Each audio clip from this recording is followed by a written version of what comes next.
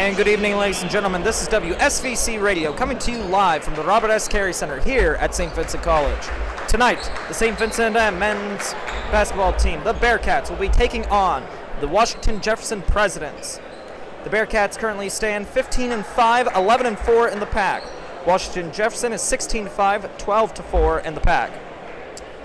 Joining me tonight in the press box, Julian Andrew will be giving you your commentary once again. The women's basketball team lost to W&J right before the men's game. And as the final buzzer comes down, lineups will be given as soon as they are announced on the court by Julian Andrew. And joining right now onto the middle of the court is the St. Vicent Performing Dance Team. Now let's meet tonight's starting lineups. First for the visiting Presidents.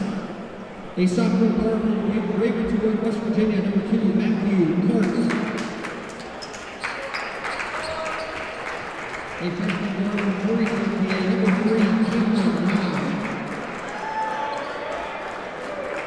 A junior guard from Pittsburgh, PA, number 13, Matt Simon.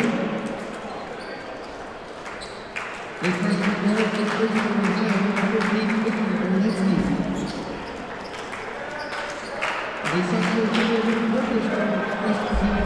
Tonight also serves as Breast Cancer Awareness Week here at the Carey Center for the basketball teams.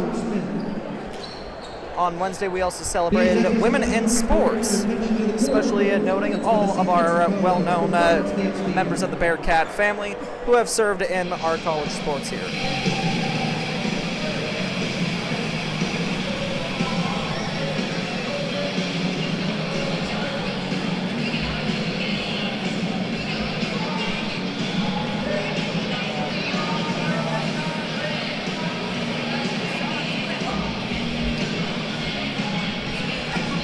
After the Bearcats' loss on Wednesday against Westminster, DP Harris and the rest of the coaching staff are looking for a hopeful outcome from this game. And with tonight's lineup, it looks like it is going to be a great night for the Bearcats. A big thank you to the dance team as they take their lead from the court. As the announcement of the starting lineup for the Bearcats is brought.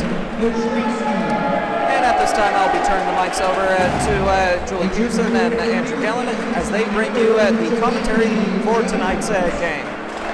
Good luck to both teams, and go Bearcats!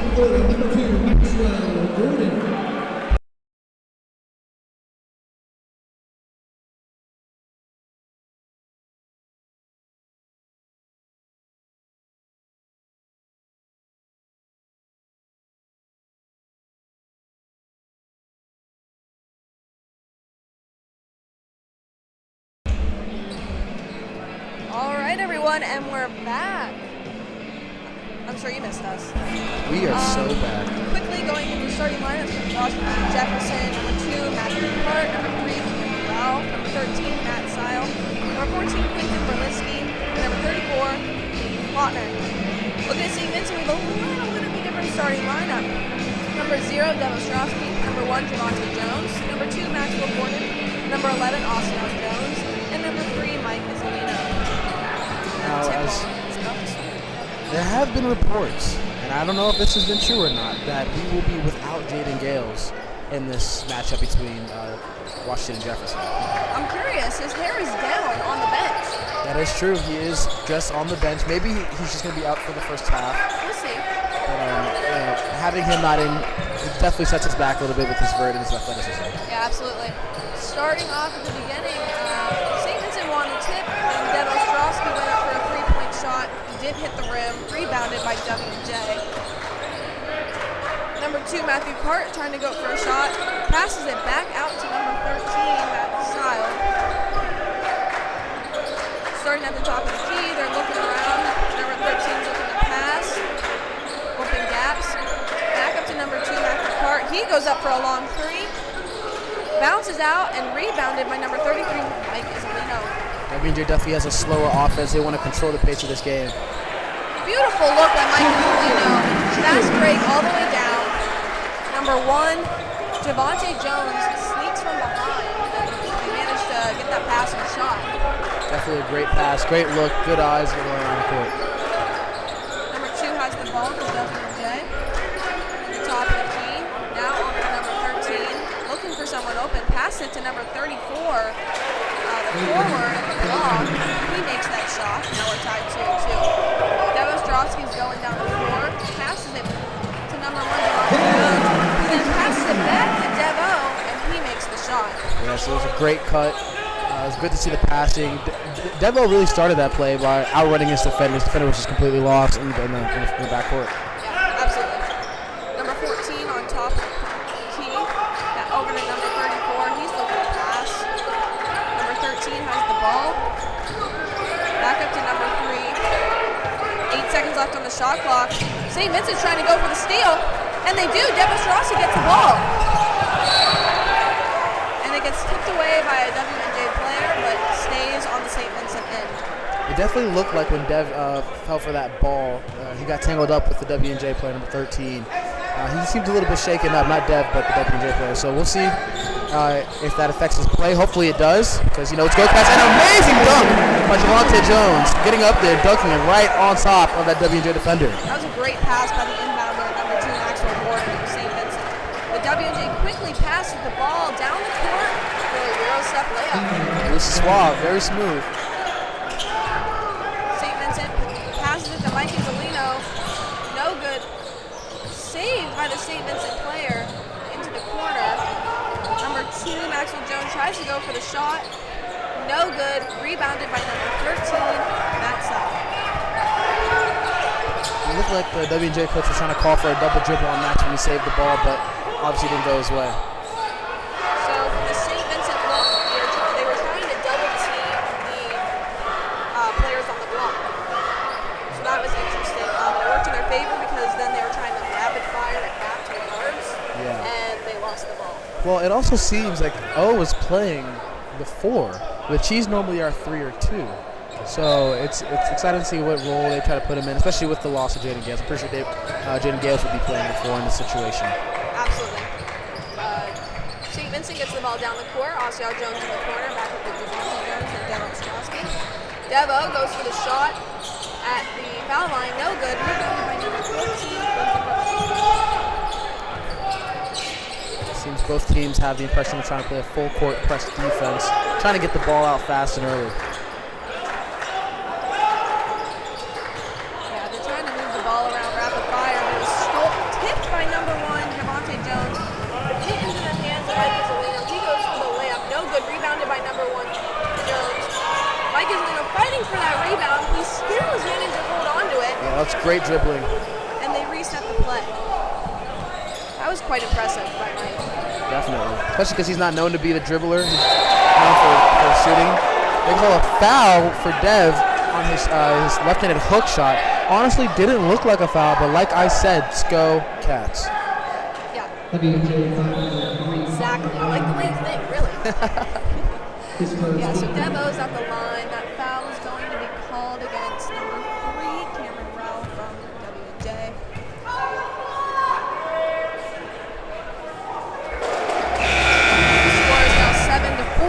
St. Vincent College. Javante and Mike both come out for the sophomore and freshman duo of Randall Wilkerson and Matthew from Matthew's actually from Florida representing. No, he's not. Never mind. I can't read. We're gonna Yes, call he him does. Matthew P. Because respectfully,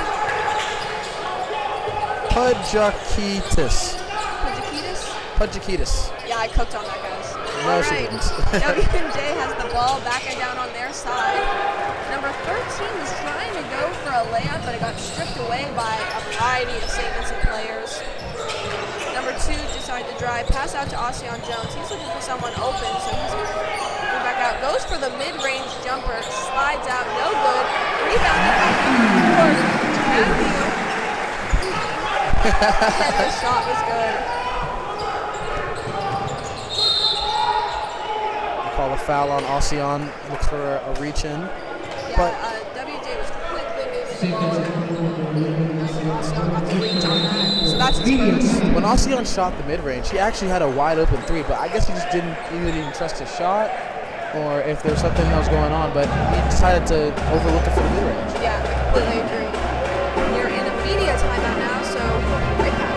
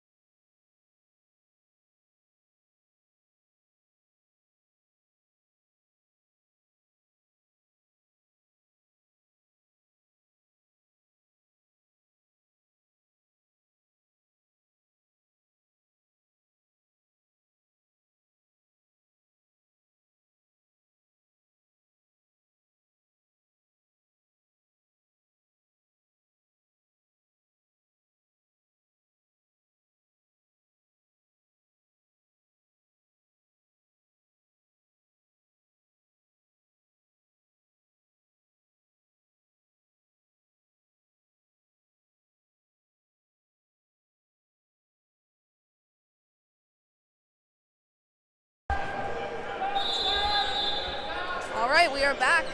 Washington and Jefferson got the ball from underneath their hoop. Number 23 is at the foul line looking to do something against Ocean Jones. He goes for the shot. No good. Rebounded by number 4, Matthew P. Physical competition between him and Ocean.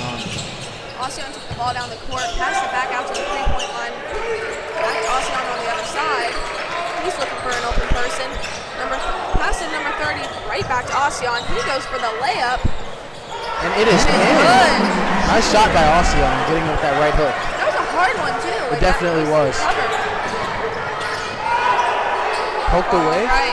So WJ was trying to take the ball down. Number 13 had 2 covers from 2 Bearcats, but he tripped over his own feet. WJ wanted a foul on that. Randall Wilkins was playing amazing defense, poking the ball, getting them to reset every time. Absolutely. Somehow got to number 14. He goes for a 3-point shot, and it's good. Do you want to call that luck?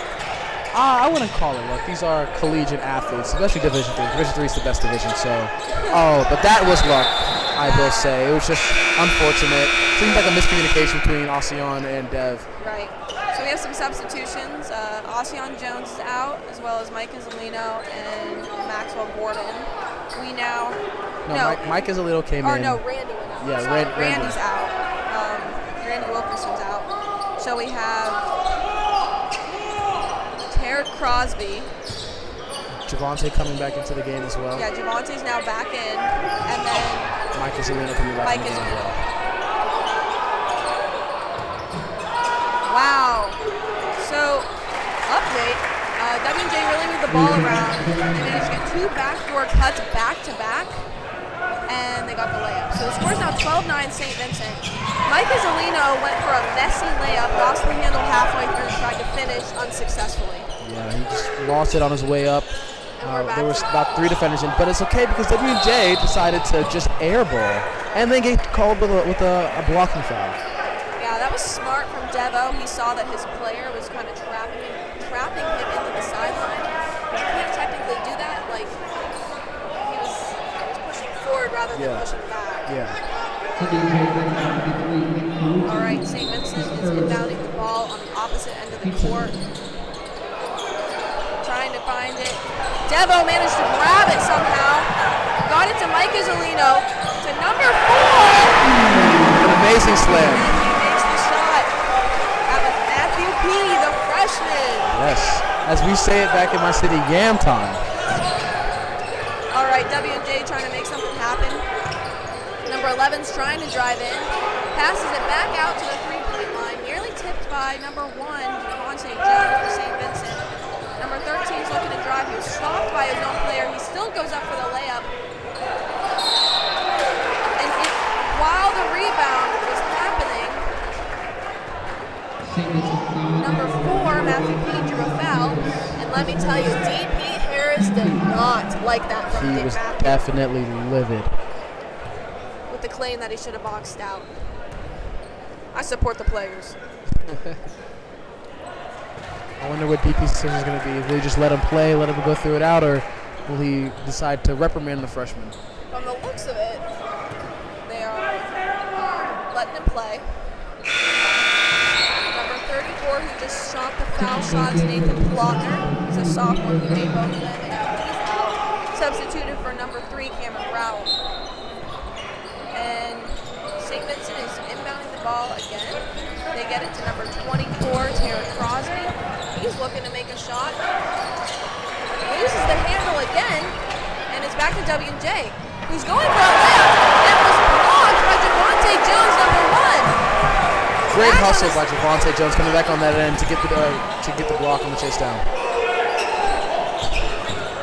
Back on the St. Vincent and Mike Isolino looking at the top of the key, passing it to 24, back out to number 1, Javante Jones at the corner, who passed it to the opposite corner for a 3-point shot. No good. Rebounded by Devo for the floater, no good. And then rebounded by W&J. Yeah, we had a lot of shots, a lot of opportunities. We just could not get the second chance points. Number 14 had a wide open layup on that drive. And what started to be a 12-4 run by St. Vincent now has been cut. It's 14-13. Yeah. So Devo is now at the top of the key. He passes to number 33, Mike Isolino. He's trying to figure out where he wants to get it. To number 1, Javante Jones. Back to number 4, Tara Crosby.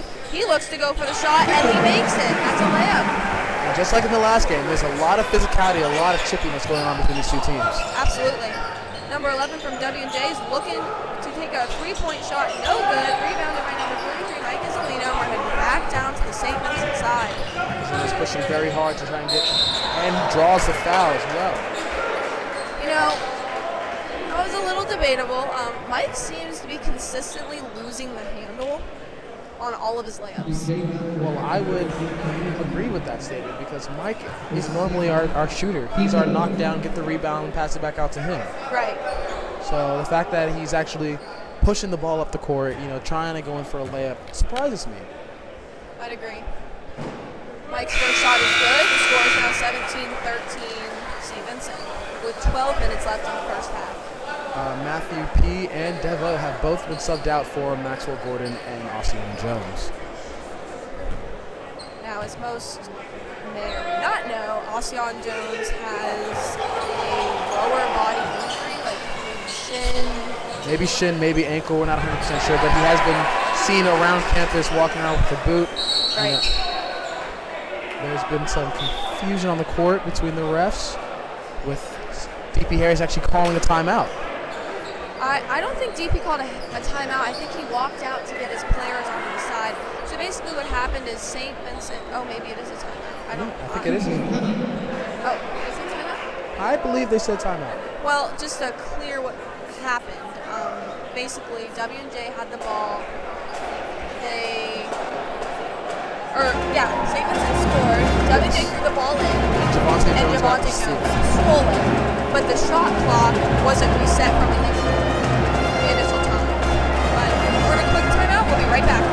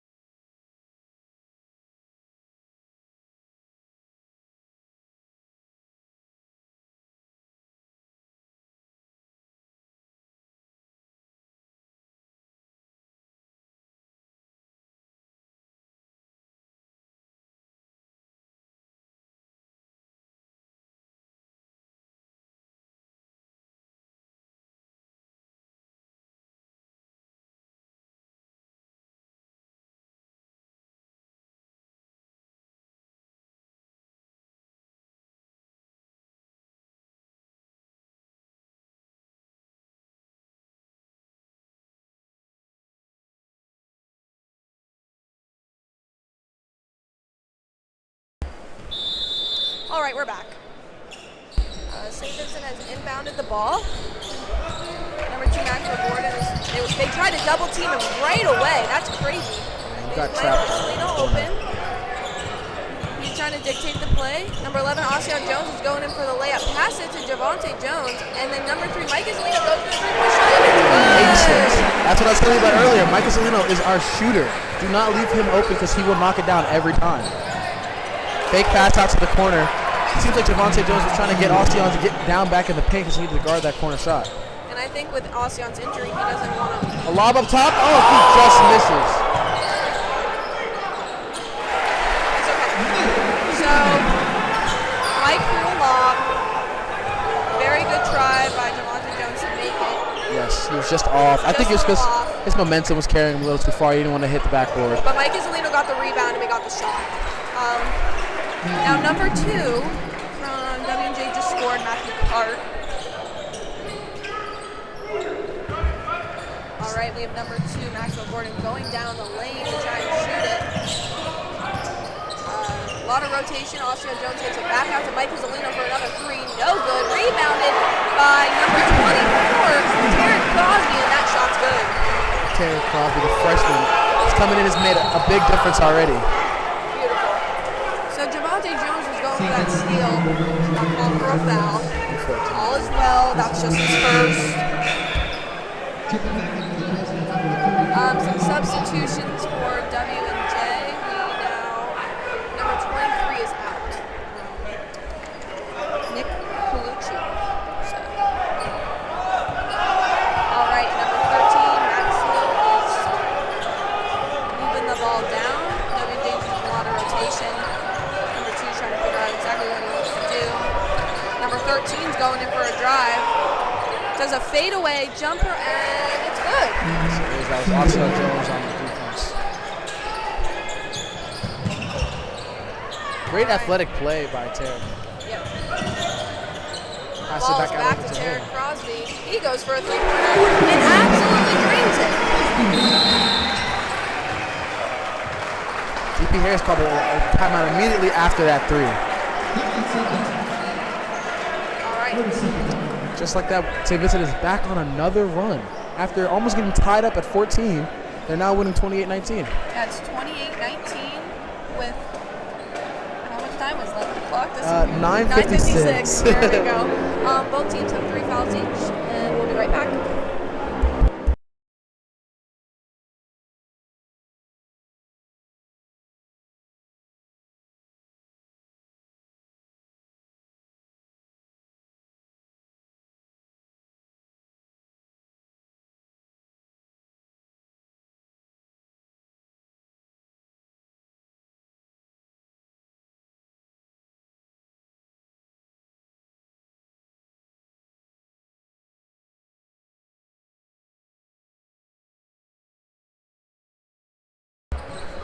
All right, and we're back. So number 14 from W&J, Quentin Merlinski, is taking the ball down the court right now. Passes to number 2, Matthew Hart. He's going to try and drive in. Blocked by Javante Jones again.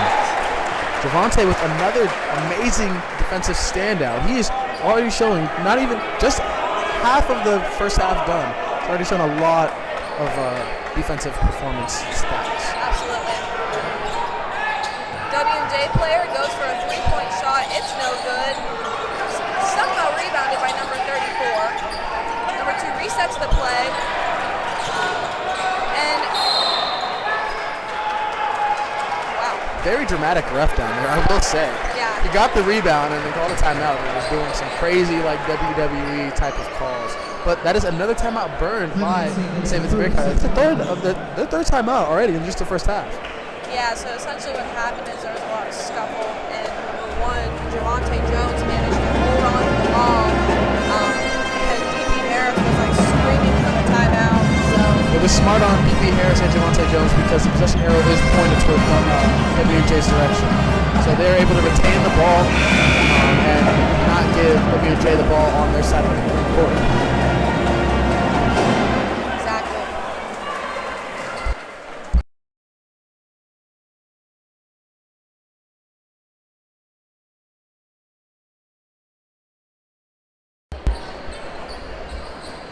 All right, and St. Vincent's going to inbound the ball. Inbound. Inbound the ball. You going to judge me? No. As my partner's judging me. All right. Osion Jones is now taking the ball down the court, passes to number 2, Maxwell Gordon, takes it back out to number 3, Mike Isolino. He shoots his 3. No good. Rebounded by number 14, Quentin Merlinski of W&J. He passed it down to to number 13 at WJ. He goes for the three-pointer, no good. Completely airballs the shot. A lot of good boxing out, though. Yeah, that was what they needed to see. Defense on that. I think that's what's really going to please DP Harris, seeing everyone box out. That way they don't get an open run for the rebound. Yeah, number 24, Crosby, is going to go for a little floater, and it goes in. Yeah, up and under from the free throw line. That's what we like to see. Absolutely. So, Very fundamental offense that we just saw. so now we have number 2, Cameron Brown from WJ. He's going, ooh, a pass into the paint. Maxwell Gordon got called with a foul, though, on the shot, so sending number 3 for 2 shots. That foul is on Maxwell Gordon.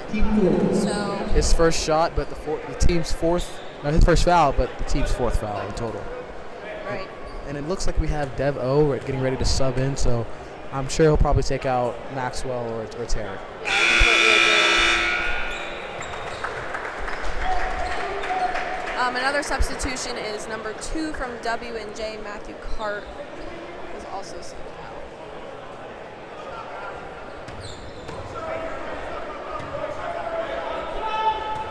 Very slow free throw process. I'm not sure if he thinks he's Yeah, Giannis. any day now, to be honest. Yeah.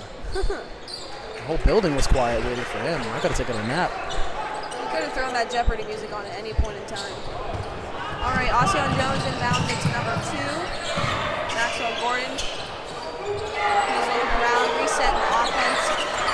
Mike is looking for Devo.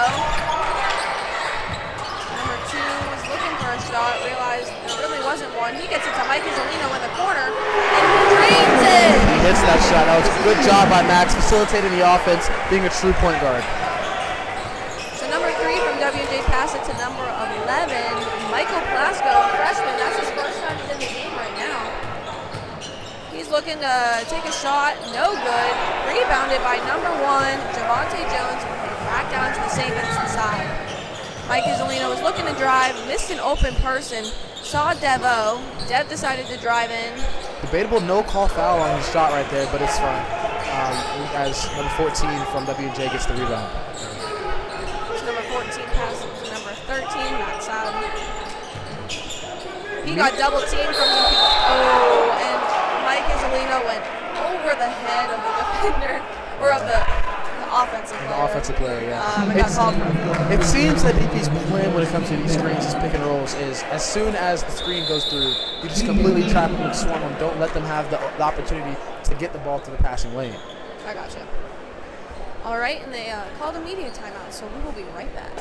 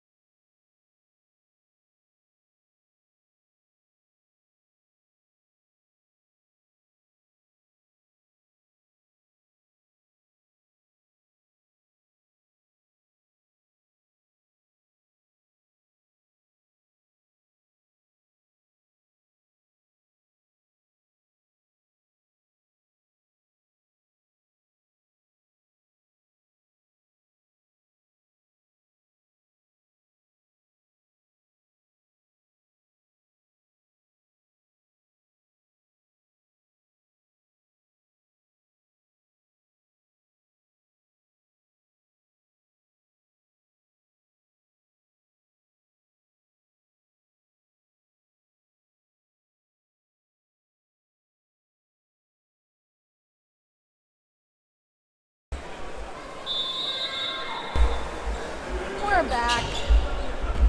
All right, W&J just inbounded the ball. Lots of call-outs being made at the moment. And number 13 is looking for an inside position. Nathan Plotner shot right over Javante Jones' head. Yeah, it didn't even seem like Javante Jones put his hands up. He just kind of was like, okay, you can have it. Austin Jones from the press. He passes to Javante Jones. Ball gets poked out, but we retain possession. Right. And it looks like number 2, Maxwell Gordon, is going to be our inbounder.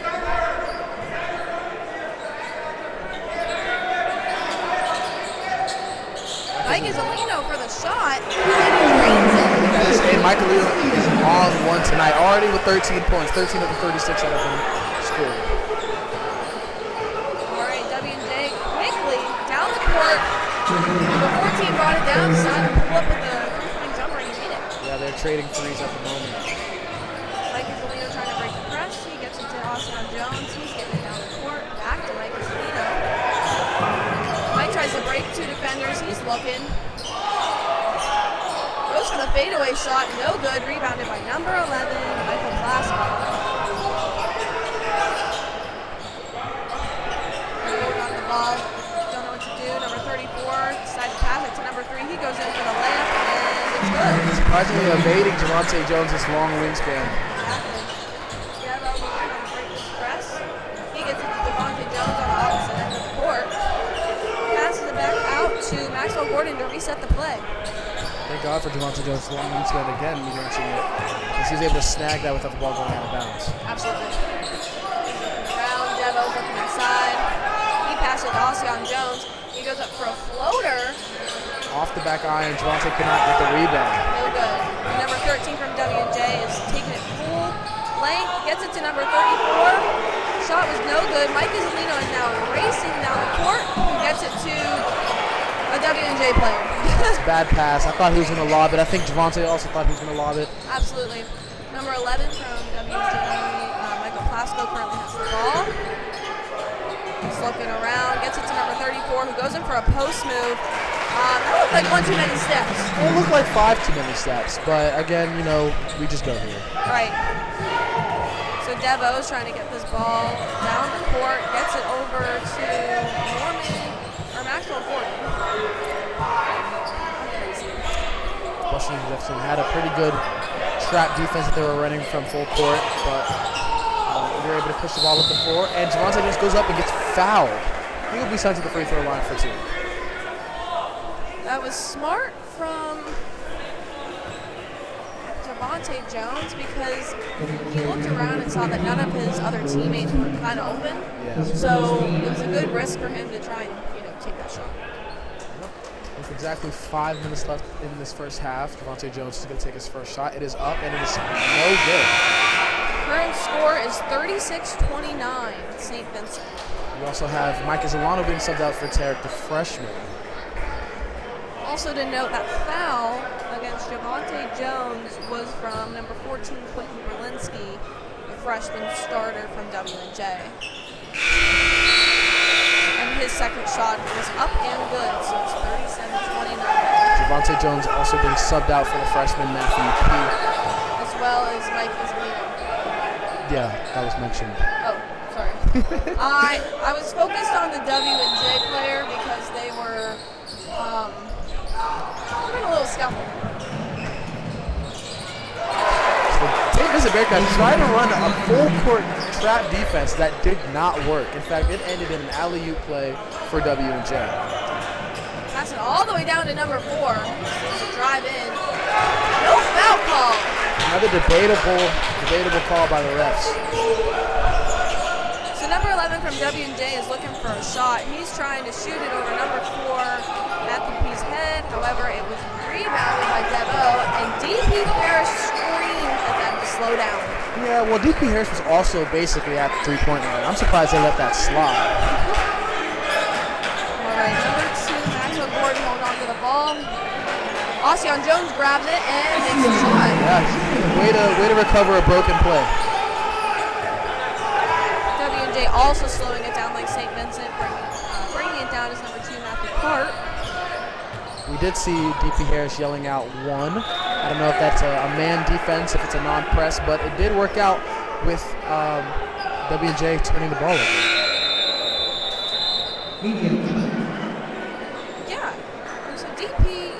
screamed at one of his players. I honestly couldn't tell you who, but that was something else. So we're now in a timeout, and we'll be right back.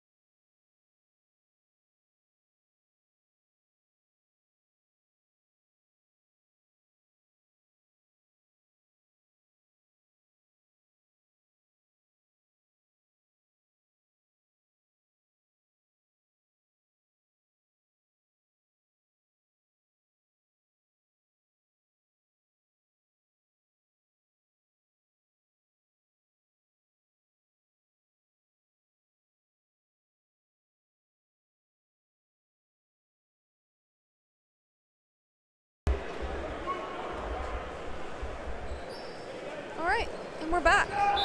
So W&J is inbounding the ball, and it slipped out of the inbounder's hands right to a St. Vincent player.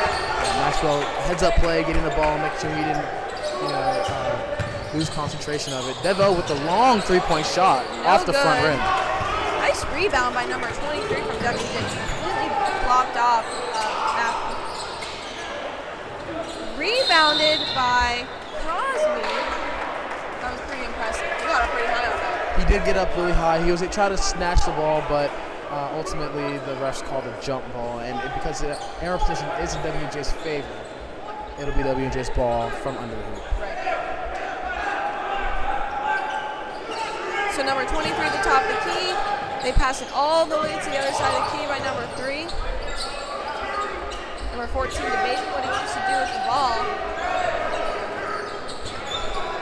He passed it back to number 2, Matthew Hart. There's 5 seconds left on the shot clock. He's going up for a shot and got called for travel before the shot was made. Yes, he did. He was trying to do too much. He was under pressure from the shot clock being whittled down to under 5 seconds, so I'm sure that's exactly what happened. And Tarek and Austin both subbed out for Javante Jones and for Mike Isolano. All right, inbounding for St. Vincent, we have Javante Jones. St. Vincent offense looks like they're in a wing T I formation. I thought this was basketball, not football. Mr. Football. Ball was stolen by number 13 of W&J. Number 2 goes up for the layup. He tries to pass it off to number 23. It was tipped. I'm sorry, the ref is cracking me up. He is so dramatic with everything he does, and it is hilarious. If you guys could see what I'm seeing. The ball was tipped by a St. Vincent player, and they called it St. Vincent ball. Those WJ people are not very happy. Not at all. Number 2, Maxwell Gordon is determining what he wants to do with the ball. He starts to drive and pass it to the corner to Dev Ostrowski. He goes for the 3, no good. Number 4 goes up for the shot. No foul call on that either, which was crazy. I think that was probably the cleanest play they could have called. And they do call it a charge, I believe. It was a weird signal, but it was a charge foul. So we do get the ball back under the hoop. Was that a charge? They have 6 players on the court. What's going on?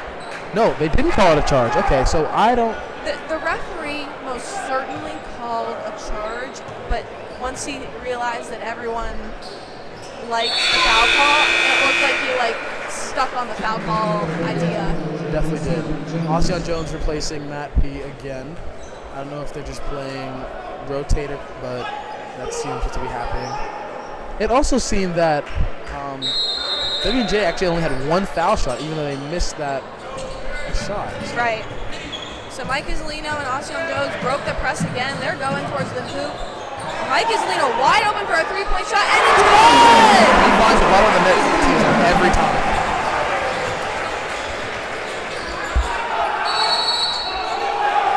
They call an offensive foul on number 3, and St. Vincent has the ball yet again, capitalizing on these WJ turnovers.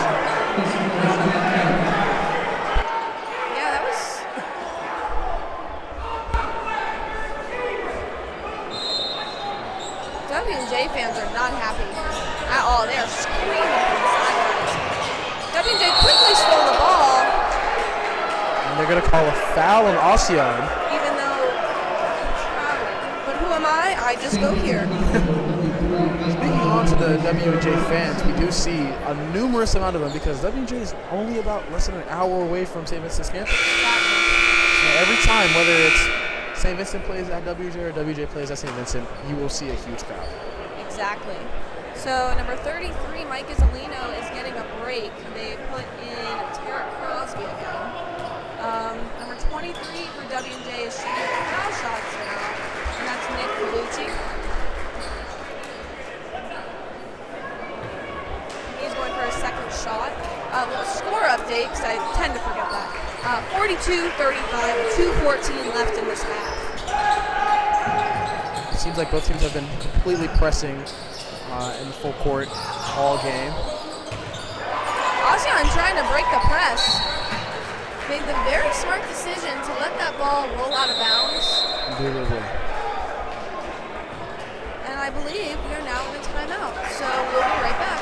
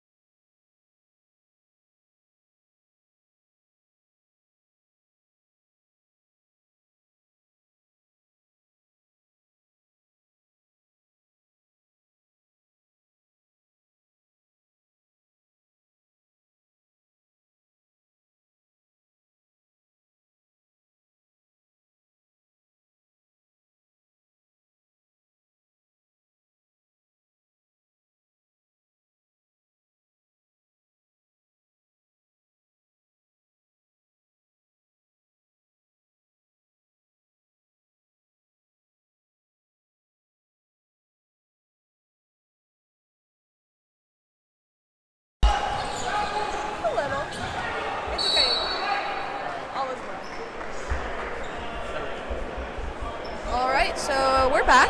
St. Vincent inbounded it, only for W&J to knock it out of bounds yet again. So it's still St. Vincent inbounding it, but now we're all the way down to their side of the court.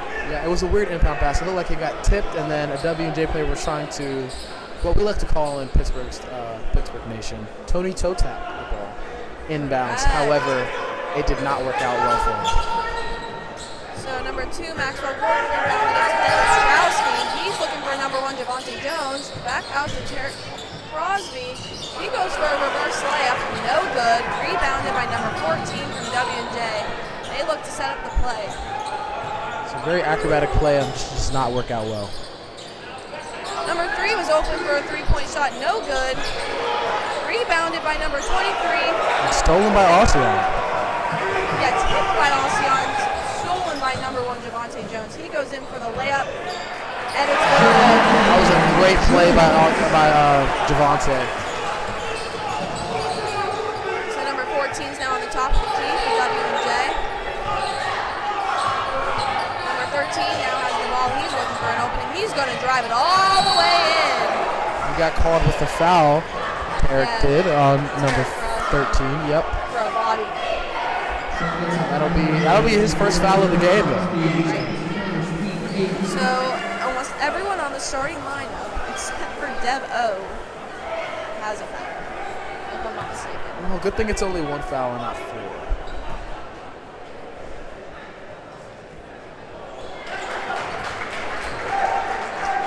So his first shot is up and good.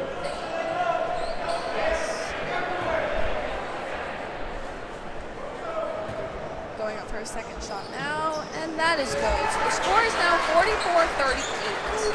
St. Vincent. Ocean Jones trying to get the ball and gets it to number 1, Javante Jones. He gets it back over to Ocean Jones. He finds Devo. Devo goes in for a lane. Hard layup did not land.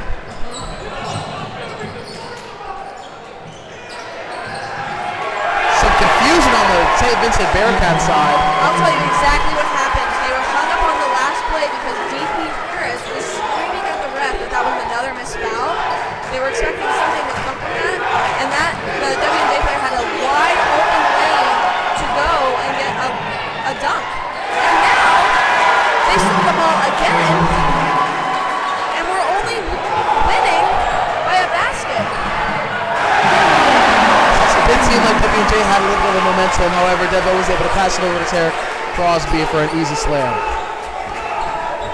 There's 19 seconds left in this half. Number 13, Matt Stout is dribbling, looking for a pass. Number 23 has the ball. He's looking to drive in, and that shot is good. They're just trading baskets at this point. 3 seconds left. He's throwing the ball. That shot was kind of close. It was accurate, but not enough power under it. All right, so now we are moving into halftime. The score is 46-44. Very close game. You would have told me this was going to be the score at half after the first 5 minutes of this game. mean, I don't know. The offense is definitely pushing it. Definitely surprising WJ coming in later in that half to put up some more points. But initially, St. Vincent's offense was putting a lot of numbers up. Absolutely. Well, I'm excited to see how the next half's going to be, but for now, it's halftime, so we'll see you later.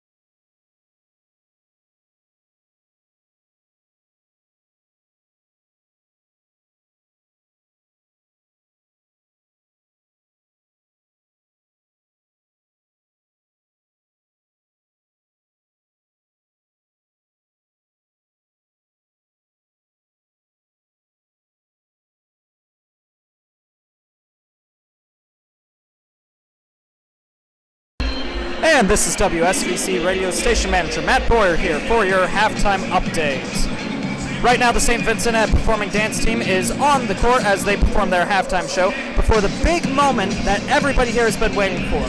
The stands are packed of all kinds of members of the St. Vincent community, as today, for halftime, Coach D.P. Harris of the Athletics Department will be offering the chance for a 2025 Kia through a half-court shot. Different members of the student body will have the opportunity to try and make the shot for the car. But before we get to that, just a few little updates for when it comes to St. Vincent Athletics. The men's basketball team lost against Westminster here on February 5th, going at 74-84 here in Latrobe. They will be at Waynesburg University in Waynesburg, Pennsylvania on February 12th, Wednesday at 7:30 p.m. You can check out that on the PAC network. The St. Vincent Women Bearcats lost today to Washington and Jefferson, losing at 36-53. They also faced up against Westminster on the 5th, winning 63-56. So Coach Petruska will be looking for a big win at Waynesburg February 12th, where they will be going off against Waynesburg University at 5:30 p.m. You can also check that out on the PAC network.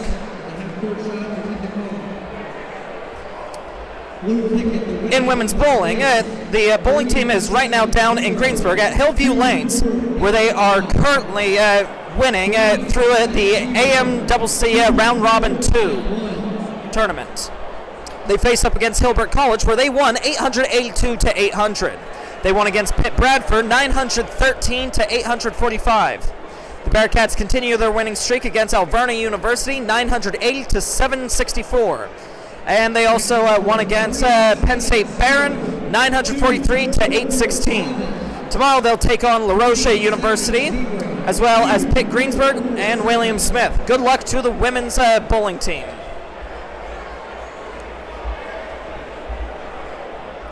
The lacrosse team for the men's will be kicking off their season on February 15th against Ohio Northern University here in Latrobe at UPMC Field at 1 p.m. It is unconfirmed yet if WSVC Radio will be broadcasting, but we will let you know about that very soon. The women's lacrosse team, however, will not be kicking off their season until February 23rd at Muskingum College in New Concord, Ohio. That is at 1 p.m. Good luck to the lacrosse teams.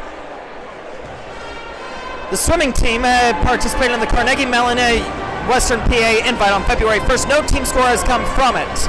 They'll be at the President Athletic Conference Championship in Grove City on February 19th.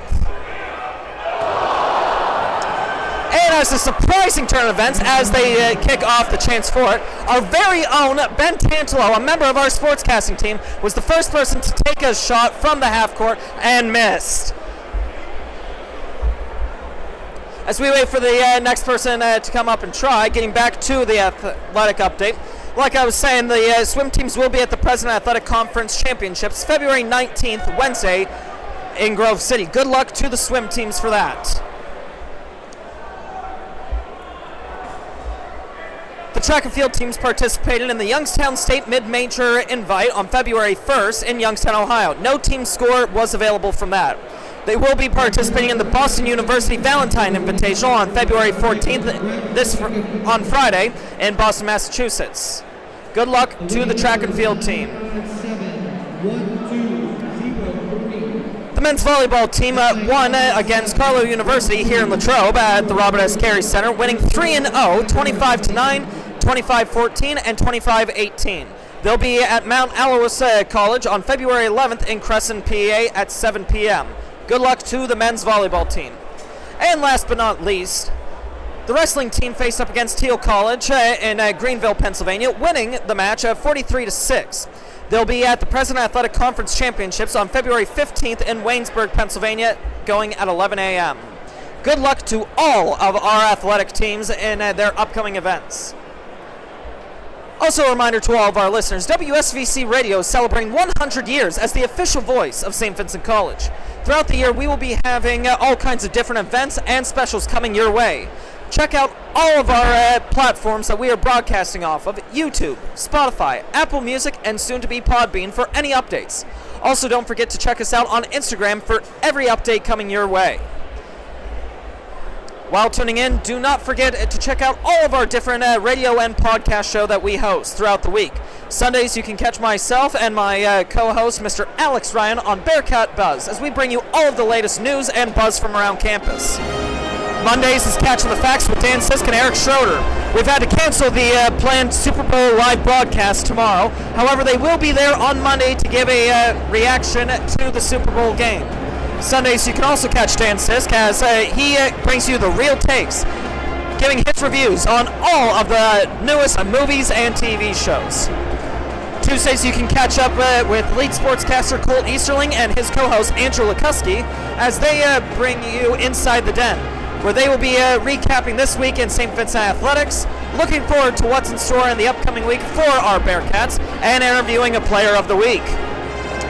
Wednesdays, I'm back with our assistant station manager, Jacob Picasa, as we unearth the unknown, telling all the stories of urban legends, local mysteries, and paranormal throughout Pennsylvania. On Thursdays, you can catch up with Stephen Frost, Leo Sun, and Nathan Shishura at the Pit Stop. That's with 2 T's, as they will be talking about the all kinds of unknown and interesting points of interest throughout southwestern Pennsylvania. Fridays is the Crime Scene Chronicles with Mr. Jack Adair and Mr. Grant Archuleta, as they'll be telling you all kinds of true crime stories in Pennsylvania and California, respectively. Saturdays, you can catch up with Colt and Andrew again as they bring you The Major Step, telling about all the majors and minors here on campus. Each week, they interview a member of the staff and a student about their majors and minors in each department.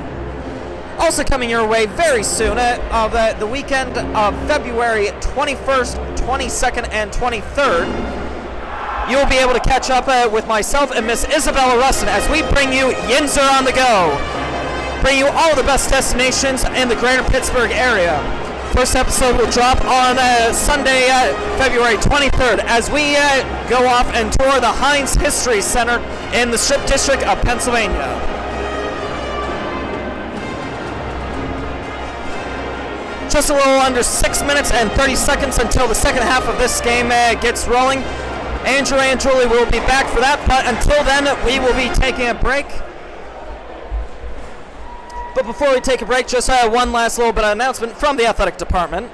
On March 14th, Friday, the athletic department here at St. Vincent College will be hosting a fish fry at the Fred Rogers Center here at St. Vincent College. It is going from 5:30 until 8:30. Come out and support the Bearcat Athletic Department, as well as enjoying the camaraderie of all fellow members of the greater St. Vincent family. For more information, you can check out the Athletic Department website or scan any of the QR codes that you can find around campus for the event. The fish fry costs $50 for a single, $100 for a couple. 5 minutes, 30 seconds left on the clock, and we will be back then to bring you the second half.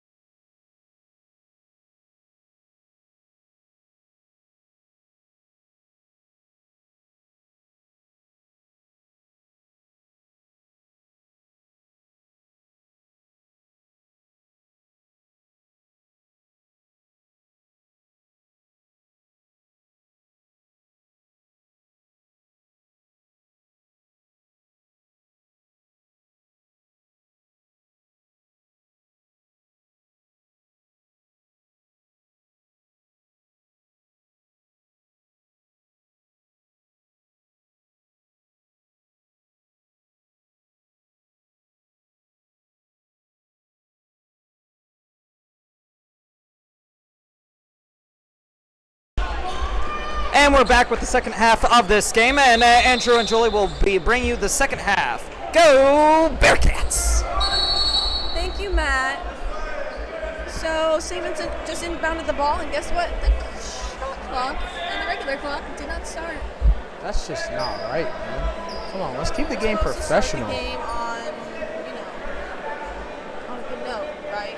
Oh, now the clock's at 19:58. It's like Well, that Fetty Wap song. If anyone's just joining or needs a quick reminder, the score is 46-44 St. Vincent. So we're in a close one right now. We are indeed in a close one, but like I said, we are a second half team. I'm sure that we will pull away. We just need to make more stops on the defensive side. We're doing it early. So you said that last time for the girls' game, and that didn't age well. So I think you should probably change it to something else. St. Vincent, our mother and our God. To honor and love thee shall ever be our pride. And that's enough of that. So number 2 is inbounding the ball, Maxwell Gordon, to Dev Ostrowski. He's looking to go for a shot, goes for a mid-range jumper, rolls out, no good. Rebounded by number 2, Mackin Hart, who's taking it down the court right now. He passes to number 14, Quentin Berlinski. He decides, I'm going to go drive in. It has a floater, no good. Rebounded by Dev Ostrowski. There's a lot going on at the moment. Mike shoots in the corner, and it is in. Mike is on one tonight. Mike has been killing it tonight. He's up to 19 points. Yeah, this is a legacy game for Mike Isolano, obviously. All right, so W&J has been rotating the ball. Number 13's thinking about what he wants to do. Pass it to number 14. He's trying to drive in. Mike Isolini has some lockdown defense.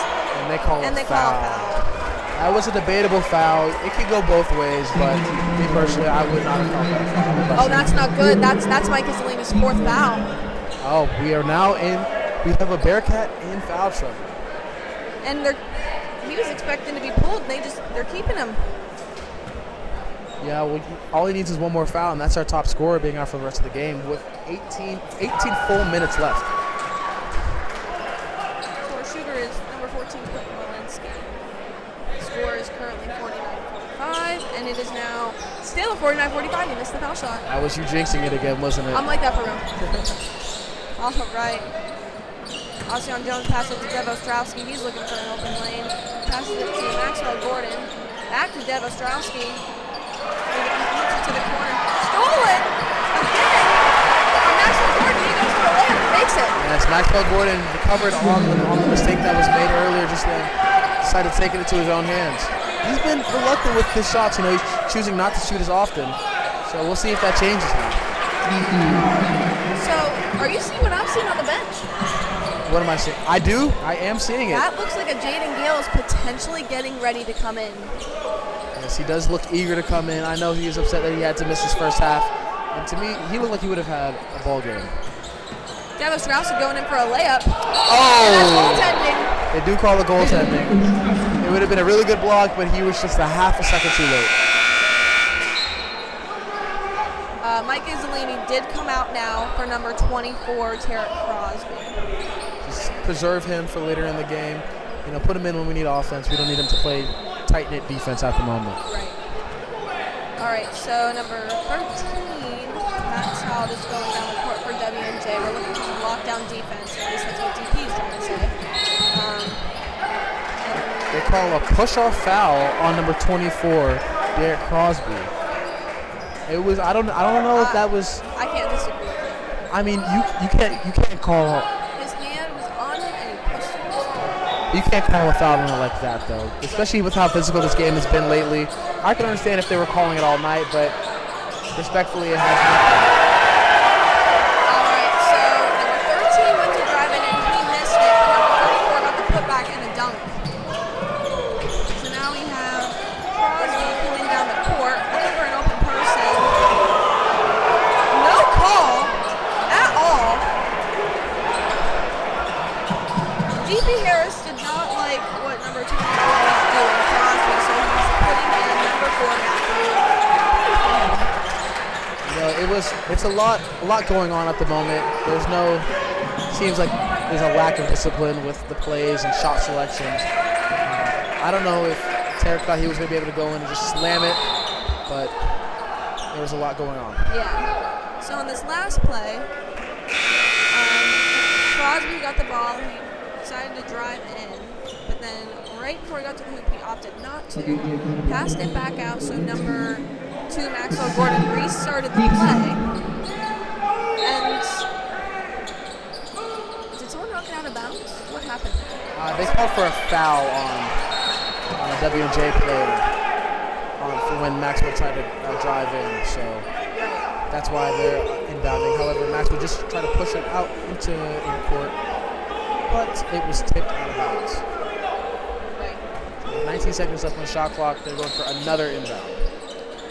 Looking for an inbound pass, gets it to Ocean Jones quickly, even though he was double-teamed. Ocean going for the layup and was fouled. Yes, got fouled on the way up. That'll give him 2 shots at the charity stripe.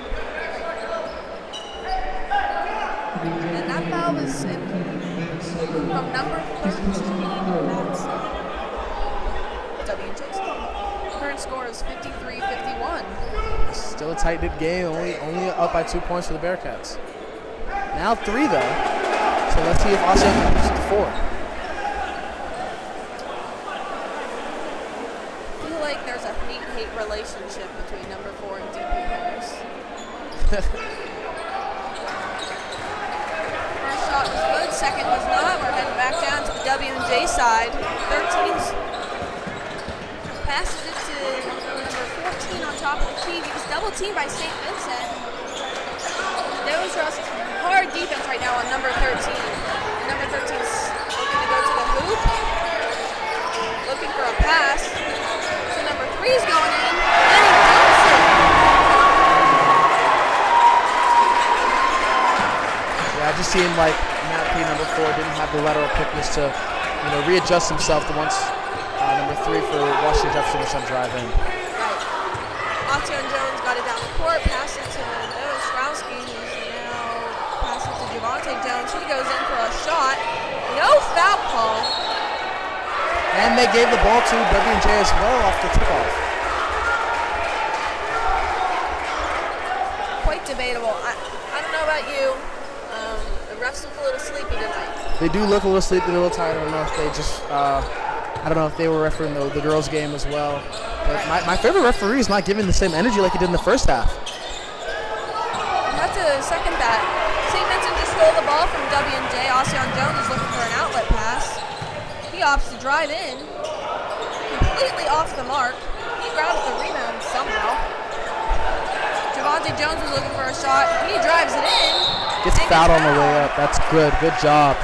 Good job. They could not, for some reason, it seemed like the last couple of shots that they put up, they couldn't even hit the rim.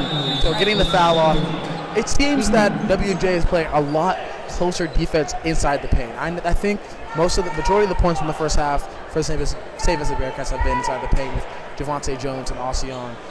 And with Mike Izzolino not on the court, they can focus more and concentrate more on that paint defense.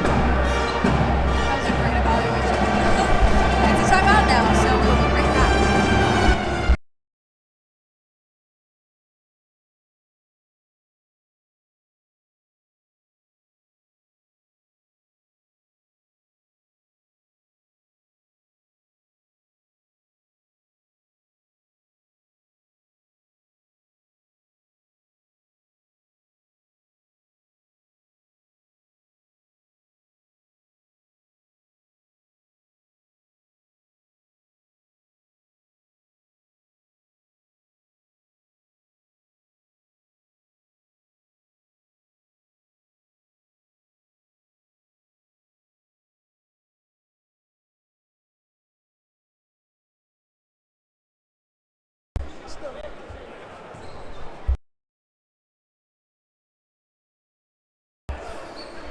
All right, we're back. So number 1, Javante Jones, he is going for his first foul shot.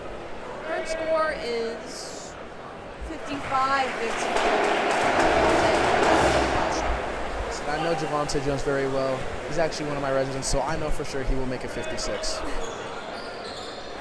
at you. I told you. That's my boy. All right. W&J is coming down the court right now. On a ball movement on the three-point shot. Number 34 is looking to get in the paint. He passes it back out, down into the block by a hidden player. Back out to the three-point line. Seems as if this is in a zone defense. It's working out really well for them. They're driving in, 4 seconds. That player goes for a shot and makes it. Great defense for the first 28 seconds. We just need to capitalize on that last 2 seconds.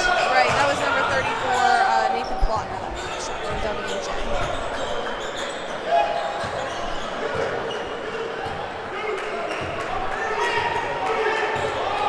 So number 2, Maxwell Gordon is looking to play. You know, they get it to Javante Jones on the corner for the 3. He doesn't get it. It's a rare occurrence for Javante Jones to shoot a 3. He's normally the standout. And they get the charge. Maxwell Gordon putting his body on the line. And we have Jaden Gales coming into the game now for number 4, Matthew P. We also have Dev Ostrowski coming out from Mike Isolino. I don't know about you. I'm waiting for some momentum to happen. I definitely think there will be some momentum. As we know, Jaden Gales did sit out in the first half and was ejected from the last game against Westminster for basically unsportsmanlike conduct. So we'll see how this plays out with him playing the 4. All right. So St. Vincent inbounded the ball. Austin Jones is getting the ball down the court. He's going to drive in for a nice layup. Great layup by Ossian, honestly. Not to glaze, but I think the defense was attracted more to Jaden Gales, trying to make sure he doesn't get the open shot. Mike Isolino stole the ball. He sees Javante Jones. He passes it back to Mike Isolino. He goes for the 3, no good, rebounded by WJ. I know the entire Robert S. Carey Center thought that was going to hit the bottom of the net, but unfortunately, he still is human. WJ's holding the ball, seeing what they can do. They're passing it around the arc. Back up to the top of the key. Now they're passing in to number 23 on the block. And he misses the shot, but he gets fouled by number 2, Maxwell Gordon. I don't know about you, but I definitely saw the slap on the wrist from up here in the press box. I think anyone, or probably Rome, could have seen that one. So number 23, Nick Colucci, is going to shoot this. Current score right now is 58-55 St. Vincent. There's 13:53 left in this game. His first foul shot is good. And for those that aren't here, man, the stands are kind of crowded today. Yeah, it's actually a rare occurrence when we have a game on a Saturday evening and our normal stands are more filled than our student section.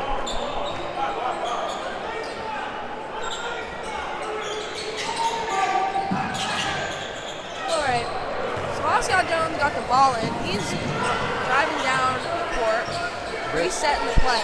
Very acrobatic play by Javante Jones, making sure he didn't fall out of bounds with the ball. Glad you mentioned it. Mike Isolino has the ball. He sees Oscar Jones for a backdoor cut. So he's trying to get it back out to Maxwell Gordon on the three-point line. Had it stolen. Maxwell Gordon then got it back. Got it to Oscar Jones, who went up for a layup. Yes, it was. In my eyes, it did seem like Maxwell initially fouled the defender. However, when he got the steal, there was no call, and we saw a huge uproar from everyone in black and red. Absolutely.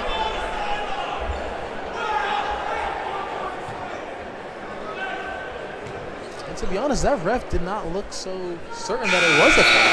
He took a little bit of his time to call it. Yeah, I completely agree. So some substitutions. Mike Isolini is now out for Dev Ostrowski. 34, Nathan Plotner, and number 2, Matthew Hart of WJ are out now. So coming in was number 3, Cameron Rao. And number 13, Matt Sile. Number 23, though, just got the rebound on a missed foul shot. WJ came down. They're into the court. They're looking. They called a foul on Ossian Jones for what looks to be a reach-in. Very debatable because I didn't see anything. Even he looked very confused on what was happening. I know. I keep pausing while I'm on, but I'm very perplexed by a lot of these calls, and I'm not saying that I'm being serious when I'm saying I'm not being biased towards St. Vincent right now. Like, if I was a neutral viewer, I would still be kind of confused. Oh, and they called another reaching foul, this time on Jaden Gales. Jaden Gales didn't like that. Jaden Gales' mom didn't like that. And DP Harris didn't either. Listen, I don't either. I think both of those calls were very, very. If you want to have a physical game, that's one thing. But you can't call a physical game and then have it end up like this. Or don't just start halfway through the game. Nice shake and bake on number 14, and he does get it to drop. The score is now 59-59. We are all tied up here on the carry center. Javante gets fouled hard as he tries to go up for the dunk. He seems a little shaken up. Maybe he needs to catch his breath, but he did hit the hard court. No, he was literally waiting for his teammates to pick him up. He's like, come on. So he's going to the line. That foul was given to number 23, Nick Colucci of Dub J. Which means Nick Colucci is now in his fourth, and now he's in foul trouble. He has 9 points, so I mean he's doing his part, but maybe not for much longer. Let's hope not for much longer. Devontae Jones' first shot was in. Good.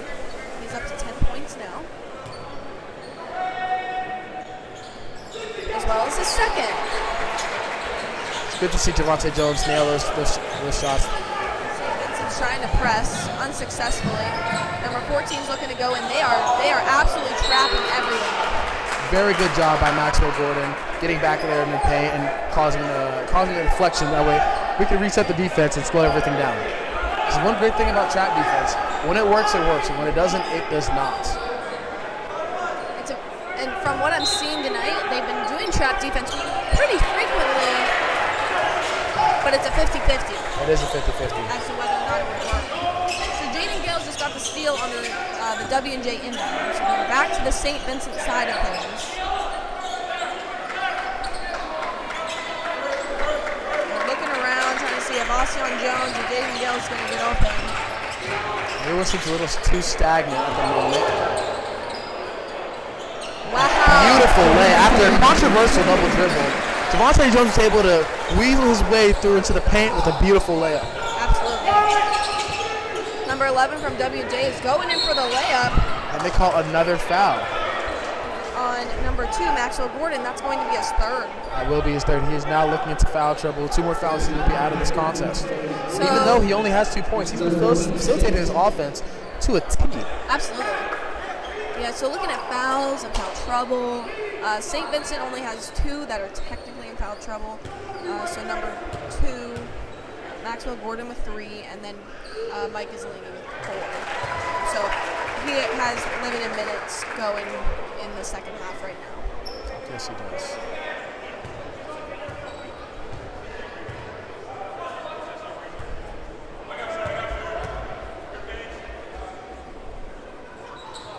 And the second shot is good. So it's 63-61 WJ, or SVC. WJ just had possession in my defense. That's why I'm happy. That was a foul. That was absolutely a foul on, what do they call their 2 players? Number 11 from WJ, Michael Palacio. So they fouled Ocean Jones when he was trying to take the ball down the court. And we now have a timeout. So we will be back in a few seconds.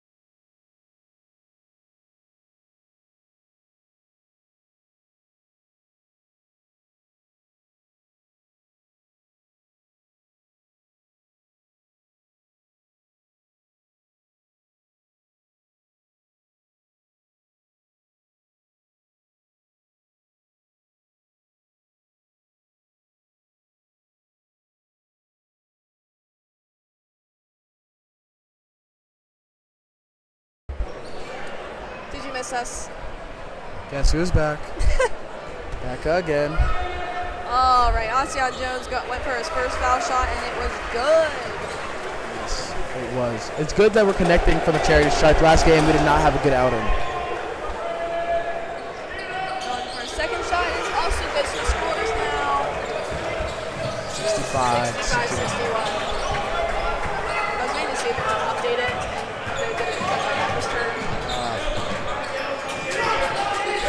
All right, W&J is moving the ball heavy in this possession. Number 34 going up for the shot against Jaden Gales. No good. Jaden Gales gets the rebound. And that's his first good stat since he's been back here. Let's go. All right, Ocean Jones just starting with the ball out on the top of the key. Back to Devo. Then to Maxwell Gordon. He gets it back to Devo. He goes for the three-point shot, and he sinks it. He takes that from way beyond the arc.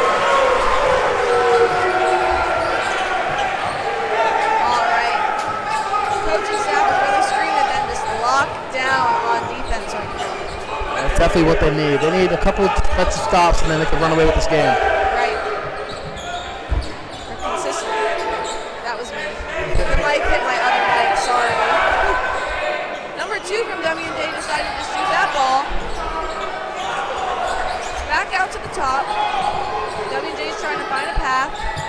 Number 3 was going to drive it in, pass it to the opposite corner. Great defense by the Bearcats right now. 8 seconds left on the shot clock. Devo. And they call a reach-in foul again on Devo. That's Devo's first foul. However, that resets the play clock, the shot clock. Am I right? I'm waiting. Oh no, we're in bonus. Already, that's wild. That's Devo Strauski's first foul of the night. So instead of forcing a terrible shot for W&J, we give them 2 free shots at the charity stripe. One was up and good. So number 14 for W&J who's on the line right now, that is Quentin Berlinski. So he was one of the starters. He's now up to 15 points. Yeah, he's having a good outing. So is number 34, their center. St. Vincent inbounding the ball. Sorry, not meaning to interrupt you. That's all good. I was just going to say, I think the key is we definitely need to be starting to lock down on number 34 and on number 14. All right, so St. Vincent managed to break the press and get the ball down back to their side of the court. Number 2, Maxwell Gordon is trying to find an open person. Gets it back out to Ocean Jones on top of the key. He decides to drive in, and he gets tied up for a jump ball. However, that will the Pleasant arrow is going towards W&J's side, so they do have possession. Unfortunately. Although, again, the confusion's still there because if I remember correctly, last time there was a jump ball situation, it was W&J ball. So you're predicting another possession error? I could be wrong. They just changed it back over to St. Vincent just now. Right. But again, I could be wrong. I'm not 1,000% sure on how the possession arrow will work. Good point. So W&J quickly turns over with a failed lob. Gets it back down to the St. Vincent end. Ocean Jones lost it out of bounds. And they're still calling it St. Vincent ball. So DP is screaming right now. I can hear him over at anybody else, including you, and you are right next to me. And we're waiting to see. He gets the ball into Javante Jones. He goes up for a layup, and it's good. Where's the M1 on that? Javante Jones is having a legacy game. 19 points already. Number 3 from W&J is going to drive the ball, and he loses the handle. Oh, 2 St. Vincent players collided, but we still got the ball. Ocean Jones is heading down to our side of the court right now. Getting some moves, gets it to the corner with Jaden Gales. Jaden decides to drive it in, and we get it! Yes, you see the entire crowd had an uproar when Jaden Gales scored that basket.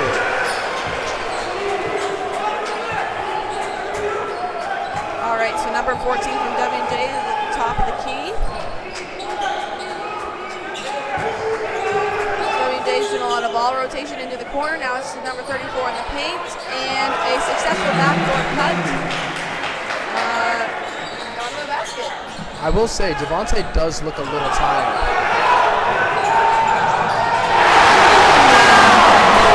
Amazing play. Great job by Maxwell continuing that offense to get an easy lob to Jaden Gales. And the W&J bench is so good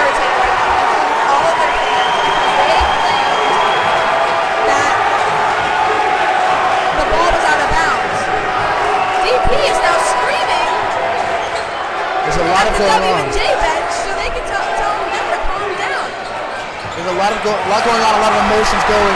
But right now, Vicent is on a fast break, puts it up. Doesn't get it though. Debatable foul, but everything's just calm down. High intensity environment right now. We are on a 5-on-4 with number 14 from WJ making that shot, giving the score to 74-68 SVC.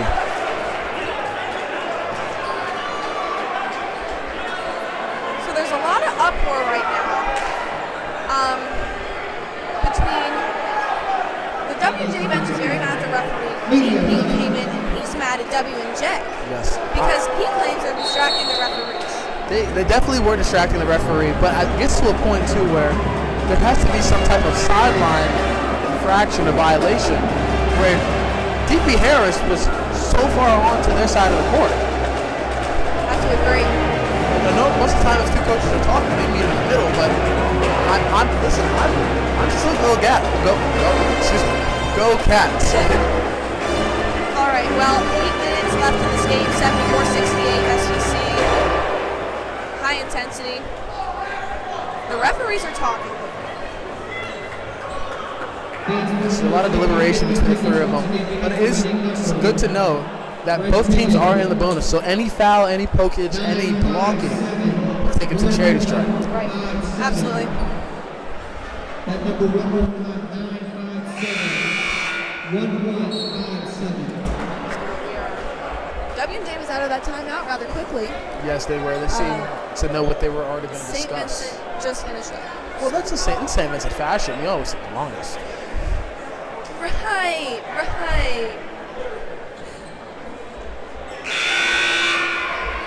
No changes to the lineup, so I'm pretty sure DP Harris is just sticking with what he knows. I have to agree. Devil Skrowski has the ball, passes it back to Ocean Jones, who inbounded it to him. Ocean Jones did a great job breaking up that press, that heavy defense. Yes.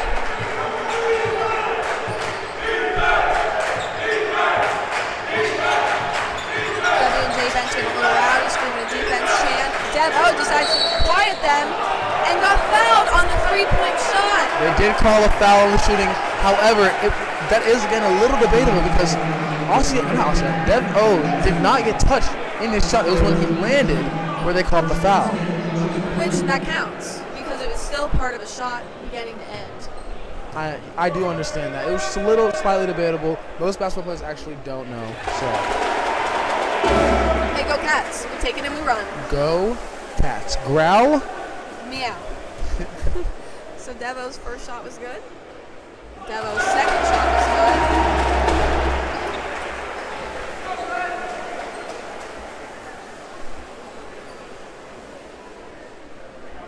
A lot of silence in the building. It's very It got eerie. very quiet very quickly. And Devo's third shot is good, and we are now winning 77-68.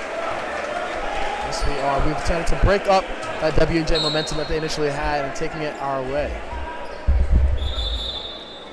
Seems to be some more deliberation between the referees.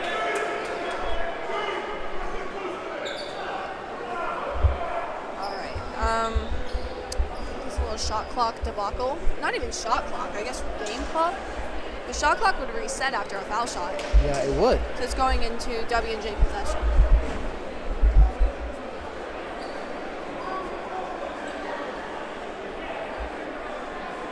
I think it was a stats error that they were trying to fix. Right. DP making small talk with the WJ player while we were waiting. I think he wishes he was on our team. DP cracking a smile. Hey, DP, You know, fake remember. it till you make it, right? Remember, DP, you can't poach a player from the same conference. So WJ, player number 14, Berlinski went up for a shot, missed it, but another player tipped it in. They made it. WJ was not happy that there wasn't a foul call. Yeah, that coach is just very upset with most of the things that's happening during this game, which as one should be. So we have Ocean Jones on the three-point line. He's driving in. Gets great position, but Jaden Gales on the other block went in and scored. That was a great job by Jaden Gales being there to get that rebound.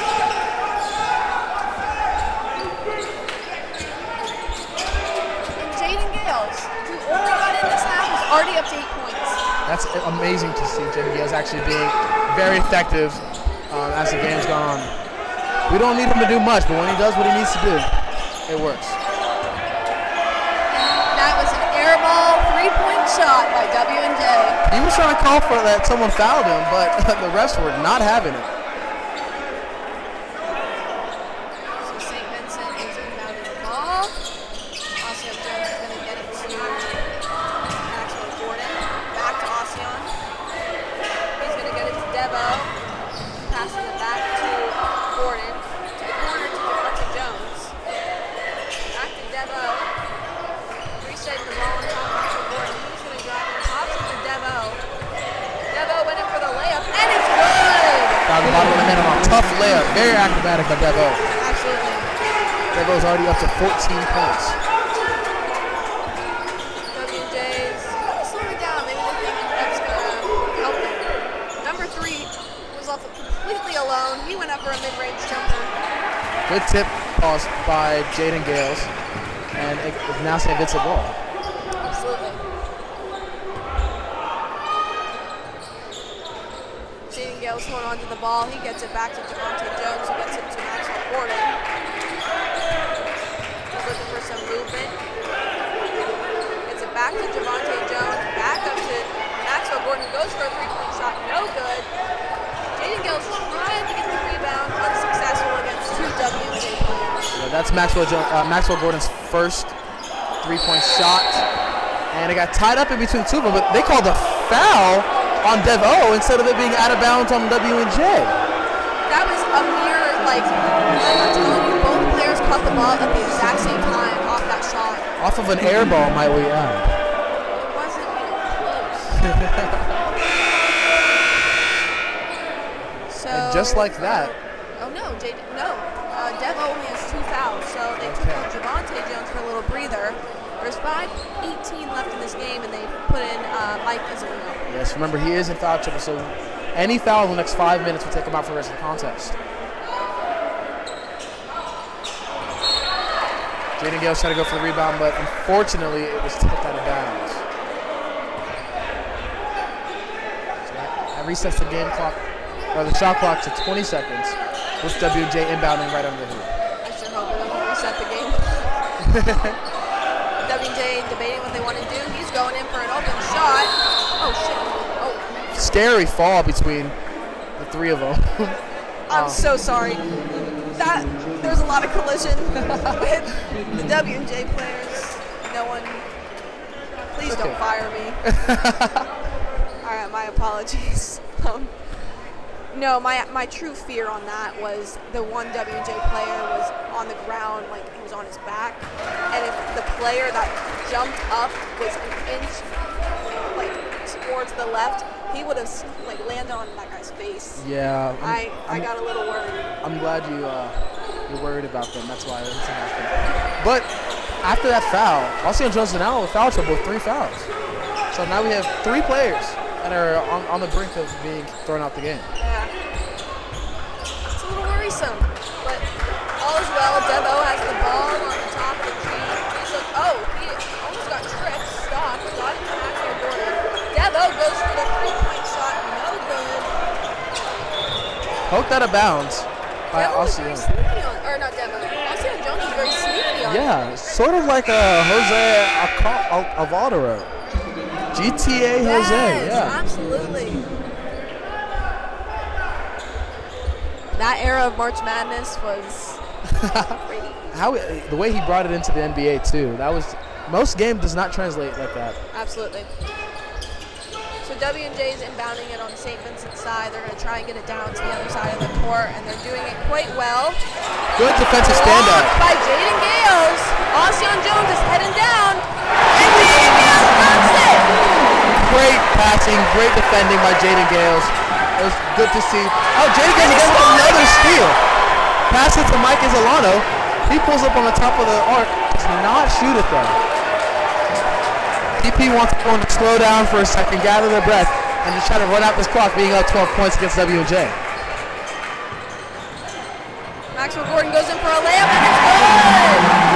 Everybody is clicking on this offense now. The defense is starting to show out, and we are moving this game on. They do call a shooting foul on Maxwell Gordon. That will be his fourth. So now he's in foul trouble. Yes. Like even more from foul trouble than before. Yes, that is true. He's our second player in the floor. Number 2, which is... Oh, my apologies. Andrew's dropping stuff. Every single one of the papers. I was a little scared the phone and the papers were going to go over the wrong side into the crowd. There's a bar here. We're fine. Anyways, Matthew Clark made the initial layup when he got fouled, so he was able to go in and get that and one. All right. Dev O, Ocean Jones, and Maxwell Gordon all helped break that press. Dev O passed it to Ocean Jones on the three-point line. Mike Izzolino is looking for Dev O. Dev O was open, decided not to, and go for the mid-range, which was no good. Rebounded by number 2, Matthew Cart of W&J. He's going in quickly. Dev O and Ocean Jones were really trying to get the steal on that. Good hands by Maxwell Gordon, and we got the ball back. Yeah, that was very iffy by Maxwell. If he even got called with anything right there, he would have been thrown off the rest of the game. But he was disciplined enough to try to get his hand in the right specific spot and not get called with a foul for that steal. Maxwell Gordon found Jaden Gales. He tried to do the extra pass to Ocean Jones, and that didn't work. It was stolen by W&J. So number 2 from W&J took a long three. It just bounced in and out. The second shot bounced in and out. Jaden Gales got the ball, and he's driving to the hoop. Passes it to Mike Izzolino, who makes the layup. I'm sure everyone here in this game thought Mike Izzolino was about to dunk the ball. I thought so too, but hey, he went the safe route. I respect it.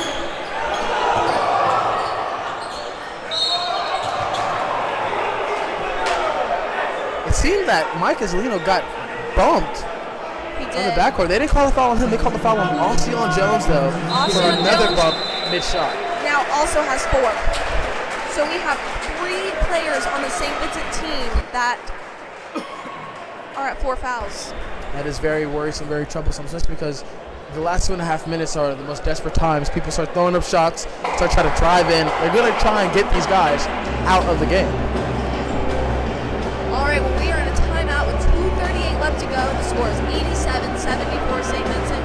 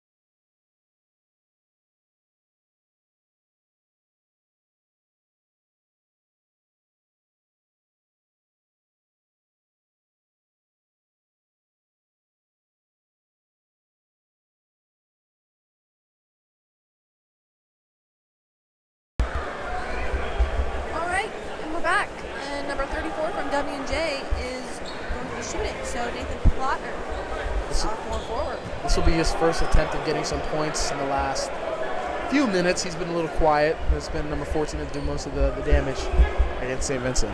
Yeah, but he's up to 16 points. I mean, it's pretty impressive. It's another sneaky 16. However, he also has a sneaky 3 fouls. Getting him out the game will allow for the paint to open up wide open for players like Jaden Gales and Dev Ostrowski and Ocean Jones. He just missed his first foul shot. He did. And guess, almost missed the second one. I'm jinxing it. I'm just going to stop. I would have to disagree. I don't think his points were sneaky, but I will agree that his fouls are sneaky. I did not know he had 3. And I didn't realize that a lot of them are also in foul trouble, just like St. Vincent.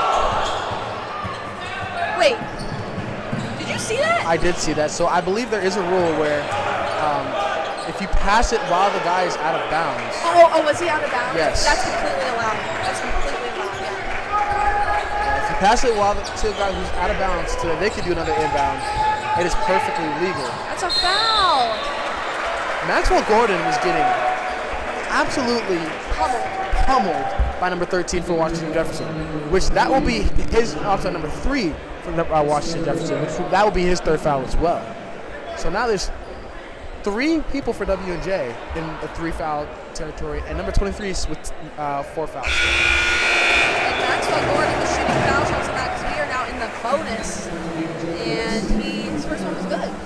It was good. He's up to 9 points now. So speaking of 9 points, he made that 3 earlier and connected with the layup. But honestly, he's just been trying to facilitate the offense, make sure things go smoothly as it's supposed to.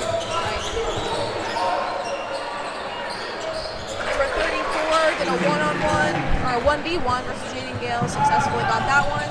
You know, it was weird though because Jaden Gales is playing softer defense than he should have. However, after a loose ball situation, St. Vincent retains the ball. Right.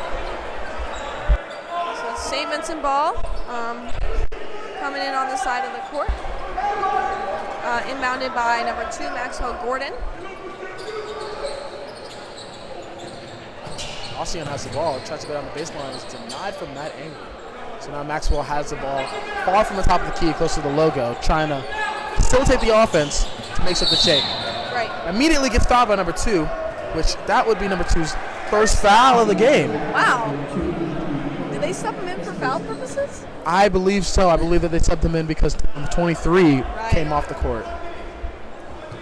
All right, so Maxwell Gordon is now going for his first foul shot, and that is good. Up and in.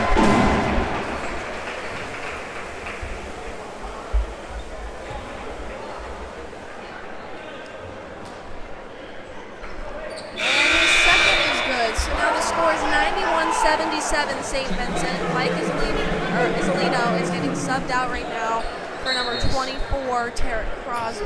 Yes. That's a good call because Tarek only has 2 fouls in this game. We don't need Mike getting fouled out.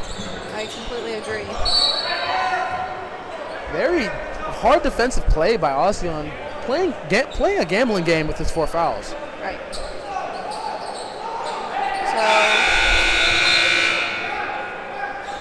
So another substitution, Maxwell Gordon is now being subbed out for number 1, Javante Jones. I'll be shocked to see Maxwell Gordon come back in the game, but he's had a good game. 34 drove in for an easy dunk. Wasn't much defense to play against there, but at this point, it seems like St. Vincent's just trying to wind the clock away. Yeah, St. Vincent's trying to get that one in. Javante Jones getting intentionally fouled by number 34, giving him his 4th of the game. I wanted to go back to Maxwell Gordon real quick. 36 minutes. Trying to see how many points he had. He had 8 assists. He had 8 points and 8 assists, which is just a really balanced game from him. Yeah, having 8 assists, especially at this level, just shows that you see the court differently than most people do. Right. You're trying to dish the ball out to your teammates, make sure they have the wide open looks. Absolutely. Now, a debatable position being put in. Mike Isolano came in for Ossian when we're about to go on defense, which is just kind of random a little bit because they both have 4 fouls. And Maxwell Gordon also came back in the game for Tarek. I have to say though, the score is now 92-79. There's only a minute 19, and the tactic that I think the presidents are using is to just keep fouling. And same with St. Vincent, they're telling St. Vincent to foul. So I'm curious to see what's going on. They called out of bounds on Jaden Gales. It looked like his left foot just snuck out. So it'll be Washington Jefferson ball in the front court. Right.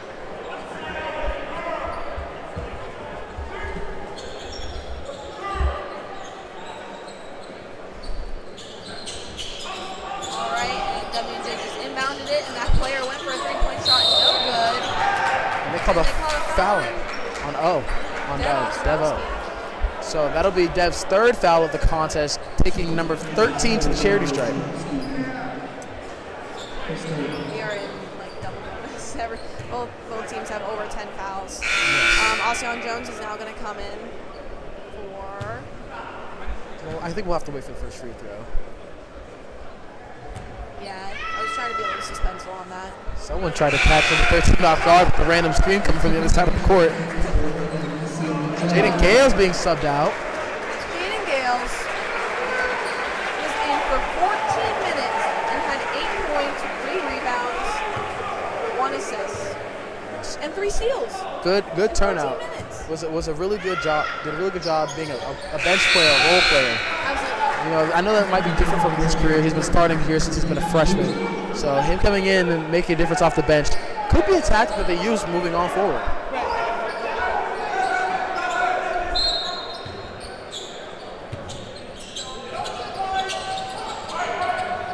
All right, so 56 seconds left in this game. Score is 92-83, St. Vincent. So Maxwell Gordon is holding the ball on top. They are not fouling. They're looking to just play some defense. Maxwell Gordon is going in.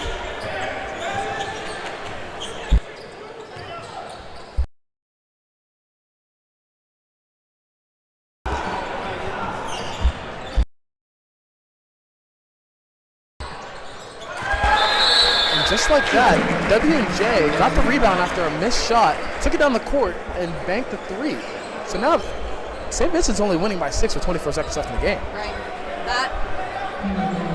We're just ahead by 11. Like a minute, like 30 seconds ago. Yeah, there was a couple miscues that we had, turnovers and fouls that brought it back up to being down 9, and then with the corner 3, bring it up to 6. But number 14 with another great performance, having 21 points. All right, so it's a third step. My bad. I just go here.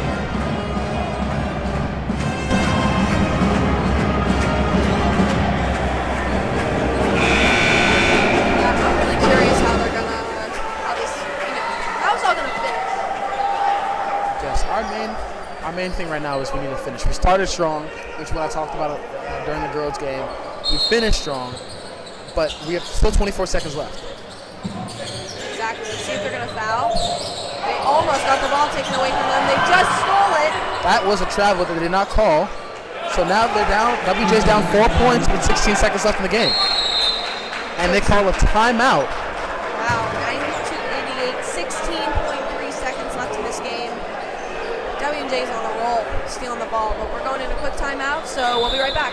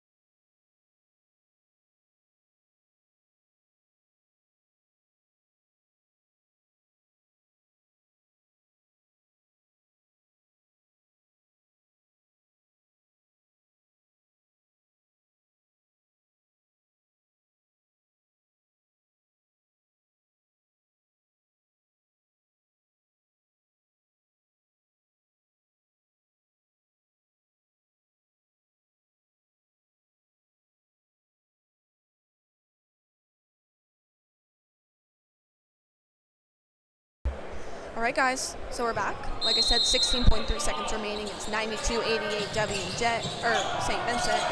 Oh my gosh. W&J got the ball. They went in for a layup. It's no good, and it was tipped in. So now it's 92-90 with 10 seconds left. And all of a sudden, this is a ball game. And W&J got the ball. There's 5 seconds.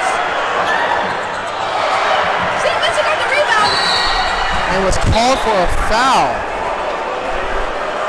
It's called. This game is too close for comfort.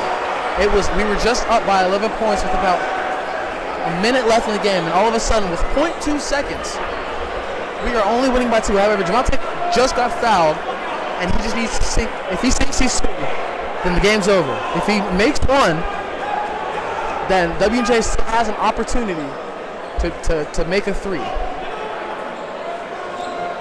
It seems like there was a foul called, but not just a foul, also a timeout.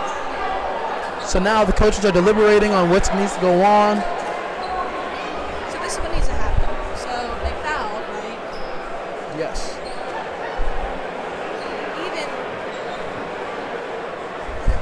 Everyone say a prayer right now. Okay? All right. W&J definitely did. St. Vincent, number 1. Javante Jones needs to make his fouls. Yes, he does.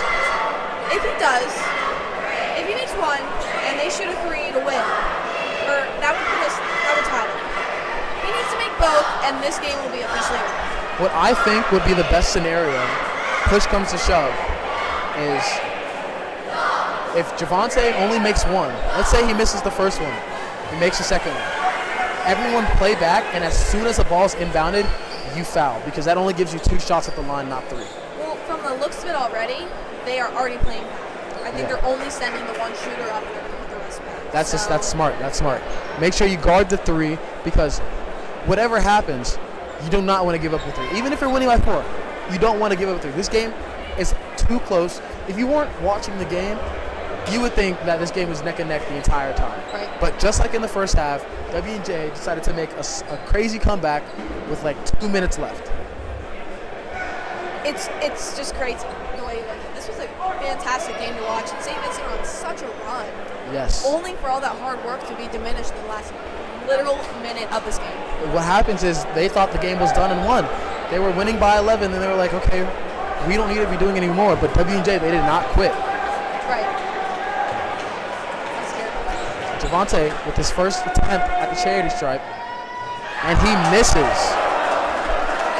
Jaden Gale's mom did not like that at all. I don't think any of us did. None of us like that. All of us are holding our breath at the moment. And to mention a clock change, there was 0.2 seconds on the clock. Now there's 0.8, so there's absolutely enough time for a shot. His second one was up and good. They're going to give it to him. And it was off. St. Vincent holds on after a late rally from W&J. Prayers have been answered. Jesus is real. St. Vincent wins 93-90. We're going to keep the postgame short. We have places to be this week. However, what a game to watch. What an amazing game.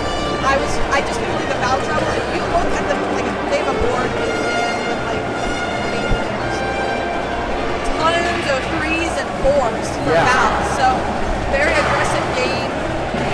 Very emotional game. We're seeing W&J players walk off with their heads held low, but they should keep it held high because it was a very, very close game.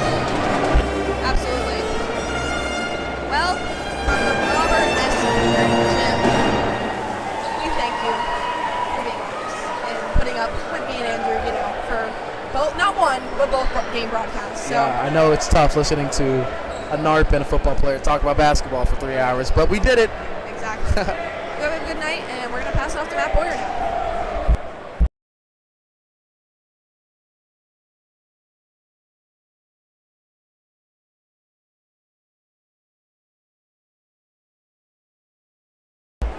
And this is WSVC radio station manager Matt Boyer. Just to remind everyone to stay tuned, as we will have a small post-game interview with head coach of the Bearcats, D.P. Harris, here in the press box. Stay tuned for that. Otherwise, we will see you guys at our next broadcast, February 19th, here in the Robert S. Carey Center.